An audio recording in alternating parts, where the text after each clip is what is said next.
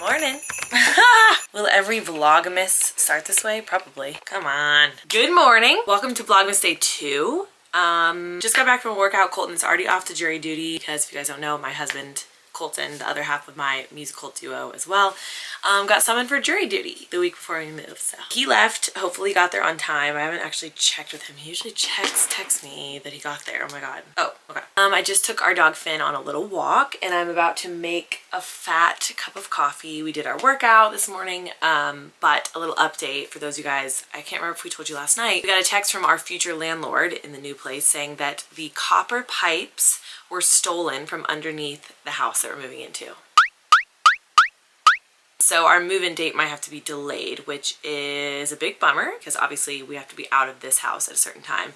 And Christmas is less than 2 weeks away. So, and we're dog sitting over Christmas for friends. We're staying in LA. Colton's mom's coming here. So we're staying in LA, but we're going to someone else's house that's about an hour away from us. So yeah, we just don't want to be moving around Christmas time because Colton's mom will be in town. We want to like spend uninterrupted time with her and like take some time off. So yeah, not an ideal situation, but we're really trying to stay positive and just kind of be like, it is what it is. And also, who steals copper pipes? Like, what in the, have you ever heard of that? Colton Googled it and apparently it happens pretty frequently. It's not funny, it's actually absurd. The house is left vacant for a while, so people just like take advantage of that and will like go and steal things out of it, or I guess from underneath it, because the house itself was locked. Literally went in the crawl space and took the piping of the house. So the house also does not have water until they replace it. So crazy. Been also doing a little sync camp with two of our favorite producers and friends. We've been doing Tuesday, yesterday, and today is the last day. So we've been doing like covers for film and TV. So kind of like taking well-known songs and flipping them on their head to be used in like commercials and ads and TV shows and stuff. So that's been super fun. And I've showed a little bit of that. I have some short form stuff I want to edit. I have to do like vocal things really quick. It'll take me like 5 minutes. This is a realistic Vlogmas. We're not doing anything fancy pants. We're not doing anything glittery and glamorous. This is just truly like a very raw look into a day in our life in December in the music industry. For those of you guys that don't know, the music industry basically shuts down after Thanksgiving. Like, people kind of revive for the week right after Thanksgiving into December, but then truly like the first week of December we start getting emails of let's circle back to the top of the year. Oh, okay, let's rediscuss this in 2025. So let me grab my coffee. Let's get going on this day. Finn is also very freaked out, our dog, because he like sees the boxes. And I just texted Colton on his walk this morning. He's so sketched out. Like, a truck drove by us, a regular truck, and he has a big fear of trash trucks, but this wasn't even a trash truck. It was just like a moving, like a U-Haul. And he leapt in the air like a cat, like literally like was walking, was like, ploop! And I was like, oh my God, and I had my AirPods on, so I didn't even really hear the truck, which is maybe a little dangerous. And he almost pulled out of his harness, and then he was so sketched out, and anyone that's like 100 feet away, he has to stop and stare at them, and he's super twitchy. And Colton just texted me back and said that he thinks it's maybe like because of the boxes and everything's kind of disheveled in our apartment, and our regular routine is really thrown off because we're doing this camp, this writing camp. And we're not able to do like his long morning walk, his long night walk, and we're having to feed him really early because we're going to the session at 4. And he usually eats at like 7, and then we're at the session until like 9. So he's all out of whack. Right, Bubbies? Bubbies, what's wrong? I love you. Are you okay? There it goes. He likes a blanket. He's cold just like his dad. It's absurd. I don't know what I'm doing yet. It's a really good angle, isn't it? I'm so good at this. Let's make this coffee, girl. Let's make this coffee, girl. Let's make this coffee, girl. I'm in a weird mood today, guys. I don't know what's going on. Oh, I can't remember if I also talked about, I got blue light glasses from Amazon, and they actually were really helping yesterday, and they're kind of cute. I hate that the glare is so bad because they're not like actual glasses. But they really helped me, so I'm gonna pop those on before I edit. Those of you guys that don't know, if you're not on your zero sugar grind, Coffee Mate Natural Bliss Zero Sugar Almond and Coconut Creamer in sweet cream flavor. It's so good. And literally zero sugar. They get all their sweetener from. It has coconut oil, pea protein, and stevia. So nice. If you just like, I was just realizing my coffee creamers that I really love were stacked with sugar, and I was starting my day with that, which I just feel like is not the best thing to do. And I'm really trying to tap into my hormones lately. This angle is, you guys, like, please. Like, I act like I fixed it. Anyway, I'm trying to get my hormones in check. I've been taking these Flow vitamins. I have really nothing but great things to say about this so far. They're called ovarian support capsules, but they support healthy ovulation, reproductive health, cycle regularity, and hormonal management. Which I've just been on such a journey, you guys, and maybe that can be a whole video, but I've had irregular periods for as long as I can remember, and my mom used to have to check me out of school because I would have such bad cramps and I would like go to the bathroom and get sick. So like tale as old as time, I went to the doctor. What did they do? They prescribed me birth control. So I've been on birth control since I think I was like 15 when I went the first time, so I got put on the pill. It cleared up my acne, but I definitely did gain weight, and that kind of started my weight journey that I really struggled with.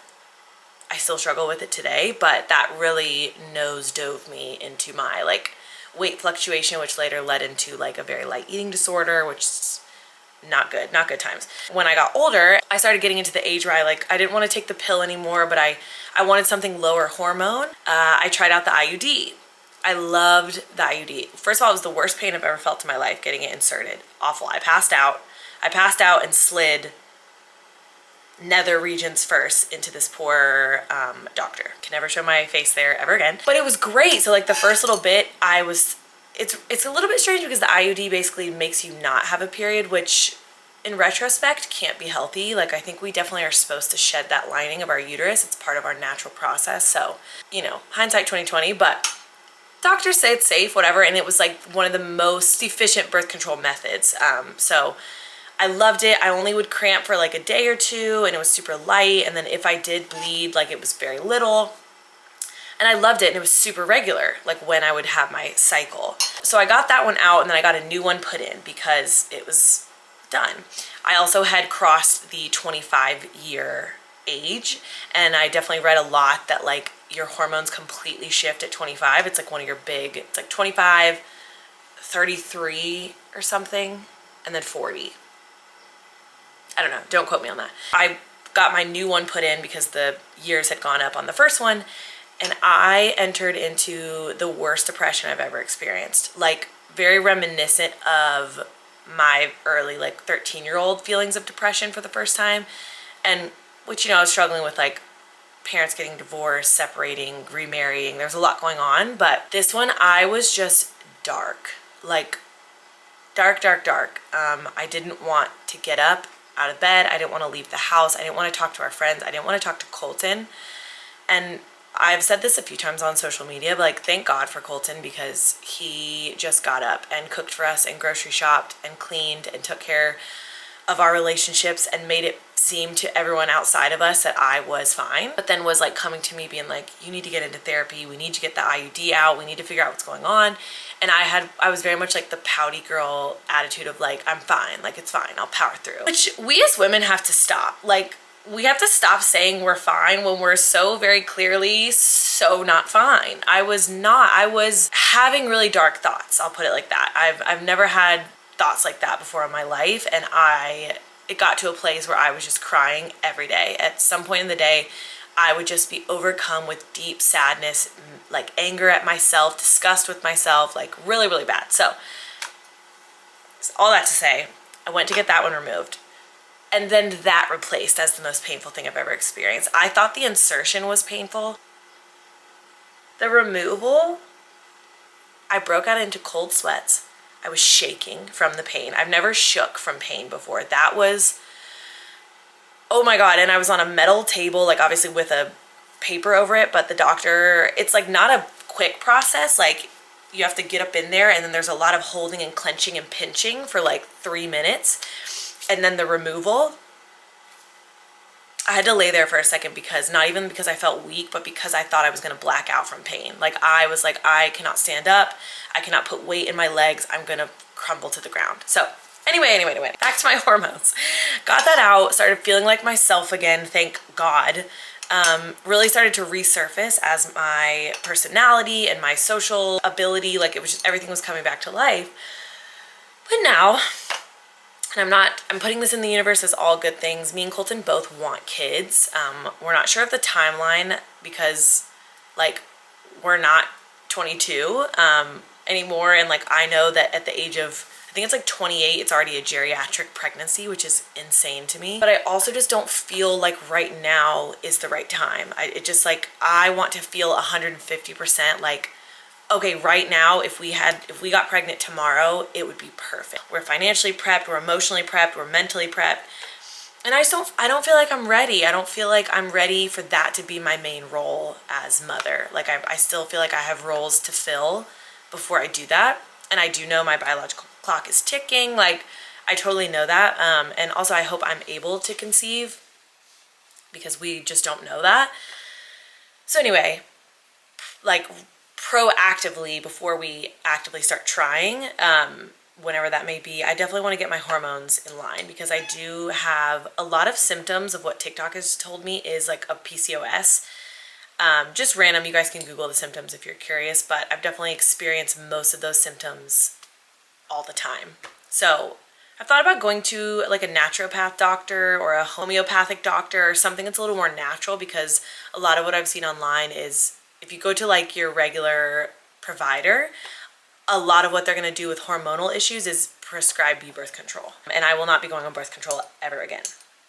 And that's just my opinion. I love, if birth control works for you and it doesn't make you feel cuckoo bananas, I love that. I love that, love that, love that. It is just not for me. My body literally rejected it. It was like, this is not for you. This is not right. So I shan't be doing it. But with that, I need to get my hormones in check, because we can't just be out here wilding out. Yeah, that's my hormone TED Talk. I really like these because they've kept me really, really consistent and regular, and I've never been regular without being on birth control. So really loving these so far.